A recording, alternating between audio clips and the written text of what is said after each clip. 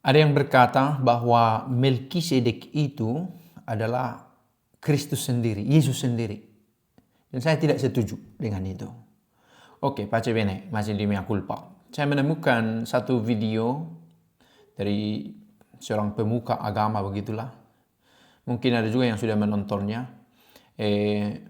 Mengatakan bahwa Yesus itu Melkisedek itu sendiri, atau sebaliknya Melkisedek itu adalah Yesus sendiri, karena disebutkan Melkisedek itu sebagai raja kebenaran, raja damai. Wow, siapa itu?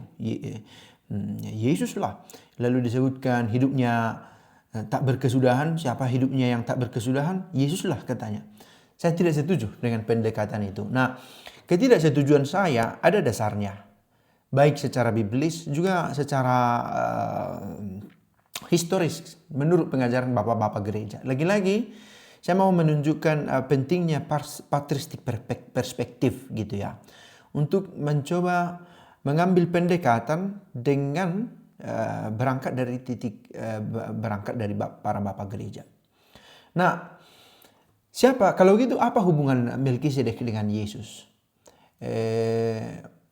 Melkisedek disebutkan sebagai prafigurasi dari imamat Yesus. Oke? Prafigurasi dari imamat Yesus. Imamatnya bukan keseluruhan diri Yesus sebagai putra Allah dan sebagai Allah putra. Tidak. Jadi selain secara otomatis bukan Yesus sendiri, dan juga dia merepresentasikan, bukan memperkenalkan, bukan merepresentasikan, memperkenalkan dari karakter imamat Yesus itu sendiri yang tidak berkesudahan, dan ini ditunjukkan sebagai imam yang sejati, yang memberikan pelayanan, yang menjadi penghubung antara manusia dengan penciptanya, gitu ya, mediator yang sejati. Nah, beberapa alasan biblis ya. Siapa rupanya dikatakan Melkisedek itu? Tanpa silsilah katanya. Yesus itu ada silsilahnya, dituliskan dalam Injil. Lalu Melkisedek dikatakan tak beribu, tak berayah. Ada ibu Yesus, Maria, gitu ya. Nah, memberkati Abraham dan menerima persepuluhan itu dikatakan Melkisedek ini. Yesus itu lahir pada masa Maria, gitu ya. Jadi kalau kita katakan Yesus sudah hadir secara fisik ya, karena Melkisedek ini kisahnya itu secara fisik dia memberkati Abraham dan mendapat persepuluhan dari Abraham. Kalau itu adalah Yesus, berarti inkarnasi itu sudah terjadi jauh sebelum Maria, which is not true, kan? Tidak benar, karena inkarnasi itu terjadi lewat rahim Maria. Peristiwa kelahirannya itu yang kita rayakan tiap tahun itu kan peristiwa mengenang kelahiran Yesus. Apa arti Yesus lahir? Menjelma, menjadi sang sabda, menjadi daging dan tinggal di antara kita, menjadi manusia dan tinggal di antara kita. Nah, jadi juga menarik bahwa yang mengatakan Melkisedek adalah Yesus, dia mengutip Ibrani 7 ayat 1 sampai 3 tentang Melkisedek. Padahal Melkisedek itu dikatakan menyerupai anak Allah. Tidak disebut sebagai anak Allah. Dialah anak Allah, itu tidak dikatakan demikian. Tetapi menyerupai, serupa. Kalau dikatakan serupa, ada dua ini yang coba kita komparasikan. Garis penghubung yang mencoba mempresentasikan sosok yang akan datang, dan itu ditunjukkan dalam diri seseorang yang datang lebih awal.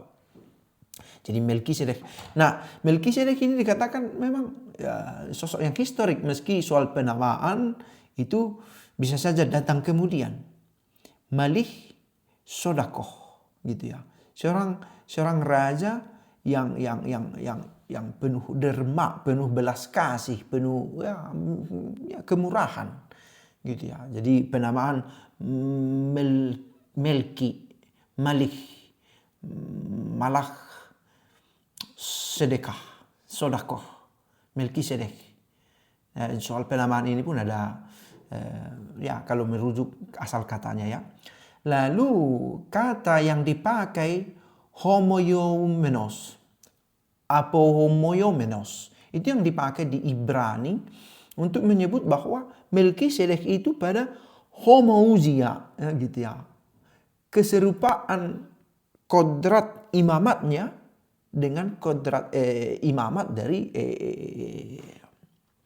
Yesus itu sendiri. Nah, lihat pendekatan baik dari ya bahasa, juga teks kitab suci, dan kemudian kita mau lihat ini bukti-bukti patristik. Saya mencoba mengutip ini Johannes Chrysostomos. Sudahkah kamu melihat betapa besar jarak antara Abraham dan Melkisedek yang membawa tipe imam besar kita? Ia menunjukkan bahwa keunggulan itu disebabkan oleh otoritas, bukan kebutuhan. Nah, lihat di sini diperkenalkan imamat yang sejati itu pertama-tama oleh Melkisedek dalam konteksnya pada bapak orang beriman ini yang adalah Abraham di sini. Demikian pula kita melihat sakramen perjamuan Tuhan diprafigurasikan dalam kasus Melkisedek sang imam. Siapa mengatakan ini? Agustinus. Agustinus juga sudah mengatakan itu, bahwa Melkisedek itu dengan karakter imamatnya, persembahannya, praktek imamatnya itu menunjukkan otoritas, menunjukkan kekhasan dari imamat yang juga dilakukan oleh Kristus sendiri. In the same way we see the sacrament of the Lord's Supper prefigured in the case of Melchizedek the priest. Jadi sudah diperkenalkan. Lalu Agustinus kemudian memperjelas sebuah Mazmur 110 tentang menurut peraturan imamat Melkisedek. Engkau adalah imam untuk selama-lamanya menurut peraturan Melkisedek. Mereka tidak mengenali imamat menurut peraturan Melkisedek. Ini tulisan dari Agustinus masih ya. Ia adalah imam karena daging yang diambilnya, karena korban yang akan dipersembahkan untuk kita.